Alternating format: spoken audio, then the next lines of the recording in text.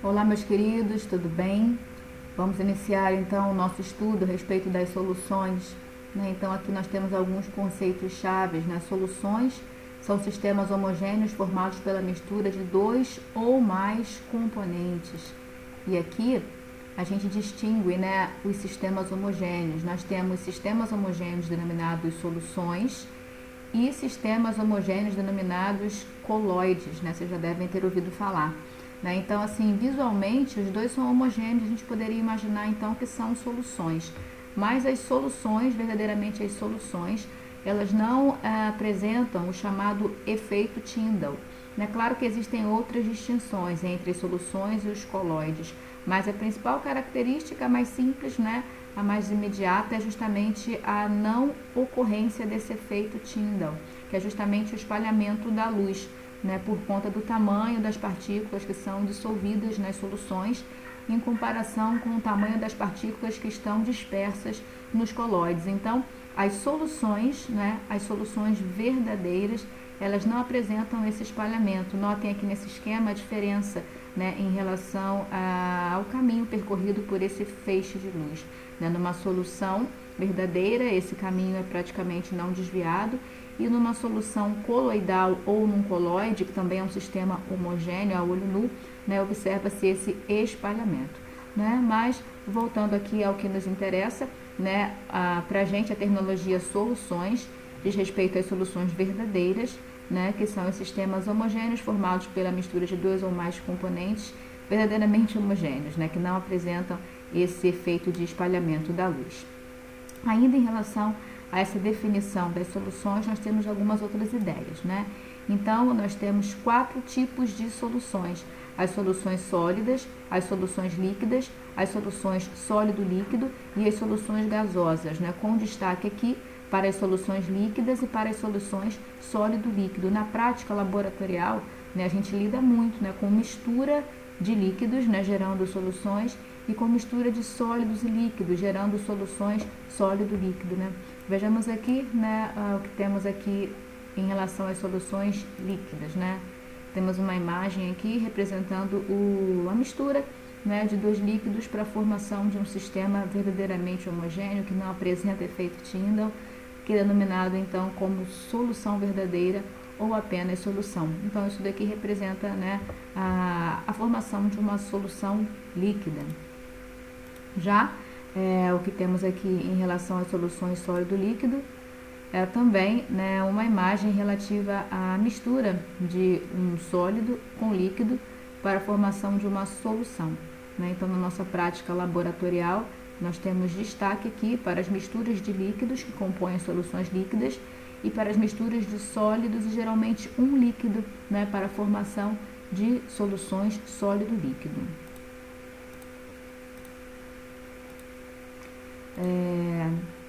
Em relação às soluções líquidas, né, nós damos destaque também aos sistemas binários, ou seja, formados por dois componentes, né, onde na verdade nós temos aqui a mistura de dois líquidos para a formação de uma solução. Em relação a esses sistemas binários, nós podemos definir, né, os termos soluto e solvente, que nas soluções líquidas têm o seguinte significado: soluto, componente em menor quantidade; solvente, componente em maior quantidade. Já em relação às soluções sólido-líquido, o nosso destaque também é para os sistemas binários, onde nós vamos ter a mistura de um sólido e um líquido, e temos também as terminologias soluto e solvente, sendo o soluto, né, o componente que, quando adicionado continuamente, provoca a formação de um sistema heterogêneo, e o solvente, o componente que pode ser continuamente adicionado, pois não provoca a perda da solução, ou seja, a formação de um sistema heterogêneo, né? Aqui eu botei heterogêneo, enfim, deu para entender, né? Então, os principais solutos, né, nas nossas soluções sólido-líquido são justamente os sais, e o principal solvente é a água, tá? Vejamos agora o segundo tópico, né, diz respeito às soluções.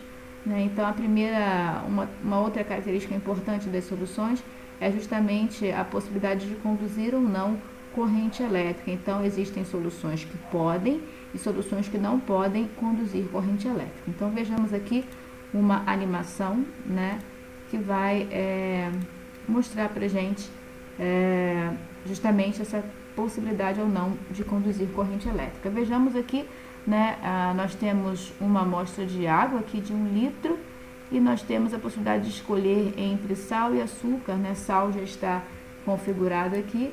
O que eu vou fazer é adicionar sal, né? Então vejam, na animação eu estou adicionando e aqui a barrinha está subindo, ó, indicando a concentração, a quantidade de sal nessa amostra inicialmente de água pura, né? Então, estou eu adicionando sal e vejamos aqui a condutividade, né? Vejam, quando eu coloco o sistema nessa solução, a lâmpada se acende, né? Então, vejam aqui a lâmpada se acender, indicando que essa solução conduz a corrente elétrica, né? Vejamos agora, né? Deixa eu resetar tudo e vou adicionar açúcar, né? Vejamos agora o que acontece com essa solução formada pela mistura de açúcar e água em relação à sua possibilidade de conduzir a corrente elétrica, né? Então, botei bastante açúcar na água, vamos ver a condutividade e aí a gente observa, ó, que a lâmpada não se acende, né? Então, é uma característica bem marcante, né? Existem soluções que conduzem e soluções que não conduzem a corrente elétrica, né? E aí, voltando ao nosso mapa mental, né, em relação a isso, nós temos da definição das chamadas soluções eletrolíticas, que são justamente as que conduzem corrente elétrica, e as moleculares, que são as que não conduzem corrente elétrica, né? E a explicação para essa diferença aí na capacidade de conduzir a corrente elétrica é justamente a presença de íons, né? Algo que existe nas soluções eletrolíticas e a ausência de íons, né? Não existe íons, não existem nas soluções moleculares. Deixa eu voltar a minha animação aqui, né? E aí vejamos, né, a representação aqui dessa questão dos íons, né? Aqui nós temos a simulação de uma amostra de água e o que eu vou fazer, né, é adicionar, tá vendo, sal, para ver o que vai acontecer com essa água quando o sal entra em contato com a água. Então, vejamos, né? Então, a primeira coisa que acontece, vocês sabem, nossa, as moléculas foram todas embora. Deixa eu resetar e colocar de novo para ver se a simulação não vai tão rápido, né? As moléculas não, os íons foram todos embora, né? Então, ó, o que acontece é a dissociação, né? Vocês viram, né? Deixa eu resetar novamente. A princípio nós temos no cloreto de sódio, né, os íons fortemente atraídos, formando um retículo cristalino. E aí, quando isso entra em contato com a água, acontece a separação desses íons, a dissociação. Então, vejam que a água se torna cheia de íons, né? Por isso que uma solução iônica, uma solução eletrolítica, conduz corrente elétrica, porque ela, na verdade, se torna um meio cheio de cargas, né? Que podem, então, transmitir essa corrente elétrica. Vejamos agora aqui a diferença em relação ao açúcar, tá vendo? Aqui nós temos, né, açúcar... É um termo genérico, né? Existem vários tipos de açúcares. Aqui nós temos a representação do C12H222, né? A glicose, poderia ser sacarose, maltose, isomaltose, trialose, celobiose, né? Tem vários açúcares, né? Então, a representação do que acontece quando o açúcar cai na água. Vejam aqui esse amaranhado de átomos. Deixa eu tirar esse destaque. Vejam aqui que são átomos de carbono, hidrogênio e oxigênio, né? Então, cinza, carbono, oxigênio vermelho, hidrogênio branquinho, exatamente igual da água. Então, quando eu coloco isso aqui desse jeito, eu não consigo enxergar nada. Então, tem a possibilidade de eu fazer um destaque, né? E vejam, quando eu coloco na água, né, não acontece a formação de íons, né, de cargas, né, de modo que a água, né, inicialmente sem íons, praticamente, mantém-se sem íons. E aí, não é possível a condução de corrente elétrica, tá? Voltemos, né? Então, podem ou não conduzir corrente elétrica. As que podem são chamadas de eletrolíticas, né? Isso se dá devido à presença de íons. E as que não podem são chamadas de moleculares, né? E isso se dá devido à ausência de íons. Outro conceito importante em relação às soluções é justamente o coeficiente de solubilidade, símbolo CS, né? Que é definido como a quantidade máxima de soluto capaz de ser dissolvida por uma determinada quantidade de solvente. Todos nós já tivemos a experiência, né, de colocar uma colher de açúcar numa limonada, né, e aí no nosso paladar não ficou muito bom, a gente coloca mais açúcar, mas aí a gente não consegue mais solubilizar, né? Então, o que acontece realmente? Acontece que o solvente, que é o suco de limão, digamos assim, né, o refresco de limão, ele atinge um limite em relação à quantidade de açúcar que ele consegue dissolver, né? Passando dessa quantidade, né, o restante realmente não vai para o solvente e apresenta-se como um precipitado, né? E a gente tem aí então um sistema, né, formado por uma solução com o seu máximo dissoluto possível e o excedente se apresentando como um corpo de chão, né? Vejamos também na simulação, né, como isso acontece. Então nós temos aqui né, um tanque com água. Eu vou colocar o máximo possível de água nesse recipiente, tanque, imagina, né? Nesse recipiente, né? E como vocês estão vendo aí à direita, né, esse desenho aí é um saleiro, né?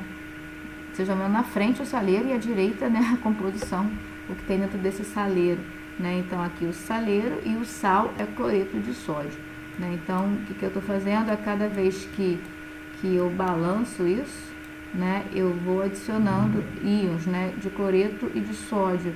Na verdade, o cloreto de sódio, quando entra em contato com a água, devido à dissociação, existe a formação dos íons, né? Então vejam, né, a princípio eu tenho aqui dissolvidos 29 íons de sódio e 29 íons de cloreto, né? Nós não temos nenhum desses íons ligados, né, porque a quantidade é pequena, a massa de água é suficiente para manter esses íons afastados, né? Vou adicionar por aqui que é mais fácil, né? Então estou adicionando bastante, vejam, 34, 35, 38, 40, né? Vou adicionar sal nisso aqui, né? Tá meio lento. Deixa eu adicionar mais. Deixa eu até digitar para ver se pode ser mais rápido. Por exemplo, 300. Vamos ver. Isso, olha lá, 300. Eu tenho 300, né? 300 unidades de cloreto de sódio, né? Que na verdade correspondem a 300 unidades de sódio, 300 unidades de cloreto. Vejam que essa quantidade de água consegue, né, manter essas espécies afastadas, não tem nenhuma delas ligadas, né? E eu vou continuar adicionando, né, para ver o que vai acontecer. A partir de algum momento, olha, né, a partir de algum momento já existe a possibilidade dessas espécies se encontrarem, né, interagirem, se ligarem, digamos assim, e aí com isso haver a formação, né, do cristal, né, que devido à ação da gravidade pode vir a se precipitar, né? Então veja, com 321 unidades existe ali em torno de 7, 8, né, pares, né, de sódio e cloreto. Então a gente percebe que a partir de uma certa quantidade, né, o solvente não consegue mais dissolver e começa a acontecer a precipitação dessa quantidade excedente, né? Deixa eu diminuir aqui para a gente ver se consegue determinar, por meio dessa animação, né, dessa simulação, qual é a quantidade máxima. Vejam, 317 unidades, eu tenho entre 2 e 3, né, unidades ligadas. 316, ainda existe possibilidade de ligação entre as unidades. 315, 314, 313. Então, olha lá, com 313 unidades, né, eu não tenho ninguém se ligando. Eu poderia dizer então que isso aí é o máximo. A partir daí vai acontecer, né, a interação entre sódio e cloreto com formação de cristal e possibilidade de precipitação, né? Então todo solvente, em função da sua temperatura e da sua quantidade, exibe uma capacidade máxima de dissolver um determinado soluto. Notem que a gente está focando aqui em sais, mas isso não se aplica somente a sais, né? Os líquidos se solubilizam nos líquidos, né? Dependendo da natureza do líquido, né, existe também um limite para essa solubilidade, né? Os gases se solubilizam nos líquidos, enfim. Então, essa questão da solubilidade, ela não está presa apenas à solubilidade de sais em solventes, né, líquidos.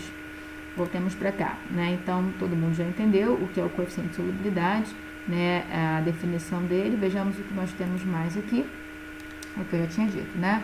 O coeficiente de solubilidade depende da temperatura, sendo que a maioria das soluções tem seus coeficientes de solubilidade aumentados com a temperatura. Isso em se tratando de soluções sólido-líquido, né?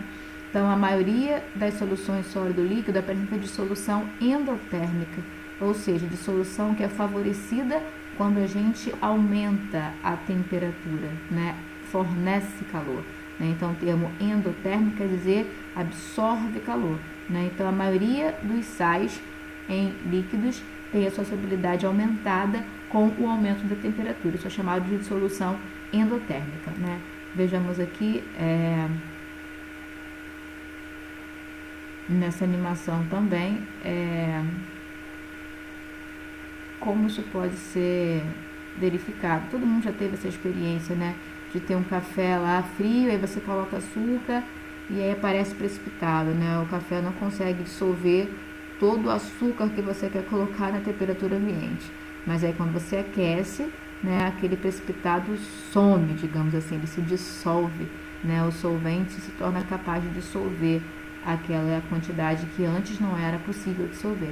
Então, nessa animação aqui, ó, nós temos a velocidade de dissolução, né, dissolução do açúcar. A temperatura de um líquido afeta a quantidade de substância que pode ser dissolvida nele. A temperatura afeta a quantidade de substância que pode ser dissolvida. Né, aumentando a temperatura do chá, mostramos aqui, né, para isso mostramos aqui um termômetro e podemos observar o que acontece com o cubo de açúcar conforme a temperatura aumenta. Então, vejamos aqui, essas bolinhas representam a quantidade de açúcar que está dissolvida no chá, né? E esse cubo representa a quantidade que está se apresentando como precipitado, que o chá não conseguiu dissolver. Mas, se aumenta a temperatura, olha aí, ó, a nossa experiência e a animação, né, tem que dizer a mesma coisa. Então, quando a temperatura aumenta, existe a possibilidade de dissolver mais, né? A capacidade de dissolver, de solubilizar dissolvente aumenta com a temperatura na maioria das dissoluções relativas a sólido e líquido, né? Então, ó, diminui a temperatura, precipito, aumenta a temperatura, dissolvo, tá? Deixa eu voltar pra cá. Se eu esqueci alguma coisa, não. Em relação à solubilidade, né, nós temos o que se chama de curvas de solubilidade, né, conforme essa imagem aqui, né, essas curvas de solubilidade, elas representam, né, a solubilidade, que é a quantidade em gramas de sal em 100 gramas de água, por exemplo, em função da temperatura. Então, vejam aqui, para o nitrato de sódio, ó, quanto mais a temperatura aumenta, mais 100 gramas de água conseguem dissolver o NaNO3. Aumenta essa capacidade de dissolver. Né? Para o nitrato de chumbo, a mesma coisa. Olha aqui, ó, a 10 graus Celsius, essa é a quantidade, né? Mais ou menos 45 gramas em 100 gramas de água. Né? Já a 45, ó, a 45 graus Celsius, nós temos mais ou menos aqui 80, né? 80 gramas em cada 100 gramas de água. Para o KCl, a gente observa o mesmo comportamento. Para o dicromato de potássio também. Para o nitrato de potássio. Né? Destaque aqui para o sulfato de sélio. Né? Então, vejam, conforme a temperatura aumenta, a dissolução diminui e depois ela meio que fica estagnada. Né? Então, esse é um exemplo de dissolução exotérmica, né? Que ela é favorecida quando a temperatura diminui. Notem, se eu diminuo a temperatura, a solubilidade aumenta. Né? Mas esse é um comportamento, né, a exceção, né, do comportamento da solubilidade. A maioria dos sais realmente apresentam dissolução endotérmica, né? O coeficiente de solubilidade aumenta quando a temperatura aumenta, tá? Então, essas são as curvas de solubilidade.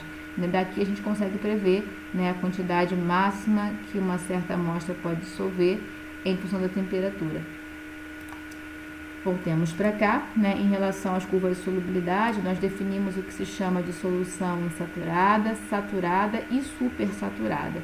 Né? O que é uma solução insaturada? Né? É uma solução que possui uma quantidade de soluto menor do que a prevista pelo coeficiente de solubilidade. Né? Então, numa certa temperatura, uma certa massa dissolvente consegue dissolver X gramas de um sal. E eu estou trabalhando com uma quantidade menor do que X. Então, a minha solução está insaturada. Né? Eu posso ter também uma solução saturada, né, que possui exatamente a quantidade de soluto prevista pelo coeficiente de solubilidade, e uma solução supersaturada, né, que possui uma quantidade de soluto maior do que a prevista pelo coeficiente de solubilidade. E aí a gente se pergunta como é que pode isso né? Se existe uma quantidade máxima, como é que eu consigo passar desse máximo? Na verdade, né, só é possível obter soluções supersaturadas, né, mediante mudança de temperatura do solvente, né? Então, essa imagem aqui mostra pra gente como é que seria isso, né? Então, eu tenho, né, uma solução, o máximo que eu consigo preparar é uma solução saturada, né? E o excesso daquilo que o solvente não consegue dissolver apresenta-se como um precipitado. Mas se eu aqueço, né, o que acontece? Acontece um aumento da capacidade de dissolver, né, um aumento do coeficiente de solubilidade. E aí esse excedente acaba se dissolvendo, gerando um sistema, né, nessa temperatura mais alta estável, né, porque a solubilidade é mais alta, mas se eu resfriar, né, a solubilidade diminui, mas a princípio, se eu não tocar, se eu não interagir, né, se eu não perturbar o sistema, né, aquela quantidade permanece dissolubilizada. Porém, essas soluções supersaturadas, elas são extremamente instáveis, né, elas são artificiais. A gente aumenta a solubilidade aquecendo, taca soluto e depois resfria, né? Porém, se houver qualquer perturbação, né, o soluto vai se comportar como ele tem que se comportar, ele vai jogar para fora a quantidade excessiva, vai acontecer a formação de um sistema heterogêneo, tá? São sistemas instáveis, já falei, e existe aqui também, nós temos uma foto representando, né? Então, ó, a quantidade de extrato de sódio dissolvido é maior que a solubilidade nessa temperatura, porém, a princípio, o sistema ele representa-se como homogêneo. E aqui o que acontece é a adição de um pequeno cristal, né? E aí com a adição desse pequeno cristal, né, o excesso, né, inicia a se cristalizar, né, inicia a se precipitar, começa a se precipitar. E ao longo do tempo, né, de fato, o sistema, né, coloca para fora tudo aquilo que está excessivo, tá? Então, essas são as ideias a respeito, né, de curva de solubilidade, solução saturada, insaturada. E essas curvas, né, de solução endotérmica, exotérmica, enfim. Passemos por alguns exemplos agora, né? Então, vamos lá, em relação à curva, né? Então, isso daqui é importante a gente compreender. Em cima dessa linha, nós temos justamente, né, a solubilidade, que é a quantidade máxima que o solvente pode dissolver, né? Então, em cima da linha, nós temos as soluções saturadas, né? Embaixo da linha, considerando uma certa temperatura, tá vendo? Nessa temperatura aqui, eu poderia solubilizar até aqui, né? Se eu estou embaixo da linha, eu estou com quantidade menor de soluto do que o solvente poderia dissolver, né? Então, abaixo da linha, nós temos sempre soluções insaturadas. E acima da linha, obviamente, nós temos soluções supersaturadas, tá? Essas regiões, né, que eu acabei de definir, né, falei, era para ter falado só da curva, agora das regiões, mas então fazendo mais um reforço aqui, né, para quem de repente não entendeu anteriormente, né, essa curva representa o coeficiente de solubilidade, isso é experimental, né, então para cada temperatura tem uma quantidade máxima que, por exemplo, 100 gramas de água podem dissolver, né? Então, aqui na temperatura T1, essa é a quantidade.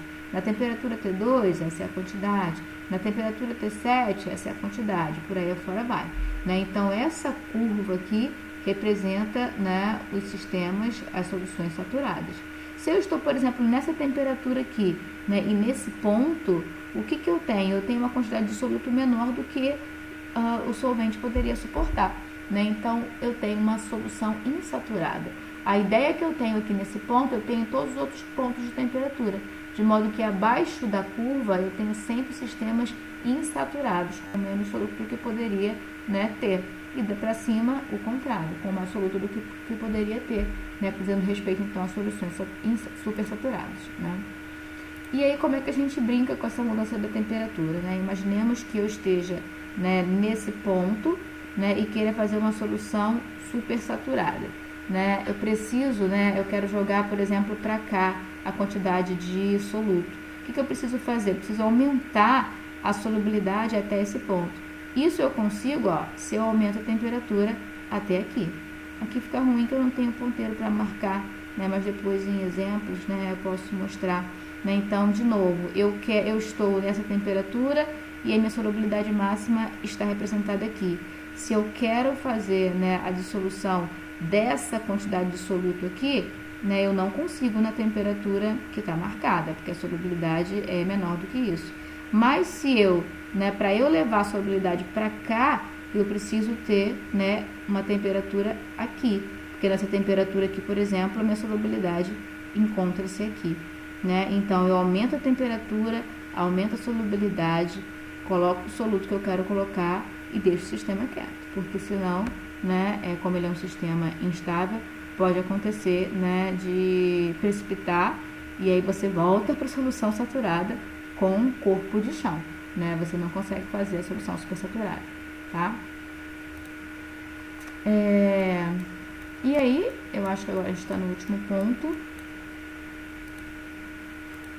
Isso, né? O último ponto relativo às soluções é justamente o estudo das unidades de concentração das soluções, né? Que nós vamos ver na videoaula à parte, tá? Então, assim, parece ser muita coisa, né? Olhando o mapa mental aqui, nossa, professora, quanta coisa, mas não é muita coisa não, né? Então, nós temos aqui, a princípio, 4 pontos principais em relação às soluções, né? Primeiro, a definição do que são as soluções, né? As características delas em relação a conduzir uma corrente elétrica, né, algo bem importante, que é o coeficiente de solubilidade, e as formas de expressar, né, a proporção entre soluto e solvente, que é o nome que se dá o nome que se dá a isso é a unidade de concentração, tá? E aí, todas as ideias aqui que a gente já passou, né, espero que vocês tenham entendido tudo. Fiquem com Deus e vamos para a videoaula agora de unidades de concentração das soluções. Tchau, tchau. Deus abençoe. Beijo.